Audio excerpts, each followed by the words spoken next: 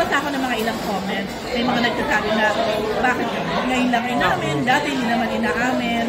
How would you like to react on that? Ako po, siguro,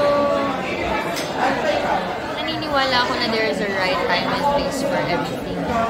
Even when to comment and when not to comment. Pero naniniwala din po ako na kung kaya mo namang sagutin, kung kaya mo, then why not be true to yourself na lang? Kaya yun din po yung best na ginagawa ko ngayon to answer the questions kahit hindi naman ako din ready. Natakot din ako na pumasok today. Kasi nga alam ko na may media. Pero what made you decide na, sige, I'll open it? Kahit tapos na. Kahit natapos. Kaya mo nasabing ito na yung time para magsalita? Naramdaman ko lang, hindi ko naman nasabi na yun talaga yung tamang time, yung tamang pamamaraan. Kasi I think I would rather na sa interview siya mangyari ng mahal. Nagkaroon lang ako ng galit siguro sa puso. Nasaktan lang yun ko, kaya ako nagawa yun. Wala naman lang akong minimin na harm for anyone. Kailan pa yan? Wala na talaga officially? Wala na talaga. Nag-showbiz pa siya? Kailan?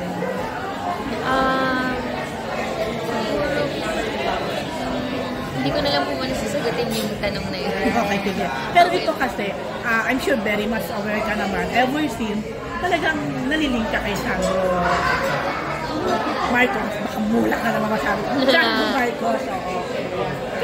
Siya talaga yung iniisip ng lahat. Ito po yung naman ng comments din po, yung comment section. Tayo mo mag-comment doon po si Sandro Marcos.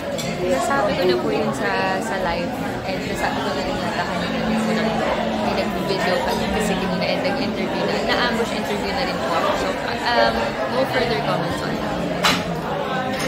Pero okay naman kayo ni Sandro? Naman. You still talk? Sa ngayon po, medyo marami po siyang inaasik kasi so hindi po siya nakakasal. Si Frankie ba nag-reach out ba sa'yo after nung wala talaga? Dead ma lang siya? Wala rin naman siyang karapatan to reach out.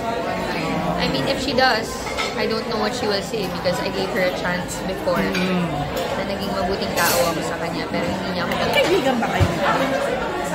Pero magkakilala kayo naipakilala ko. So after nung meeting nyo, yung ano mo siya, parang gusto mo siyang kausapin, after that wala na? Nabastos na ako eh. Oo nga. Tama na yun. Tama. I mean, I gave it a chance already. Ano ba personal mong nahuli? No comment. Pero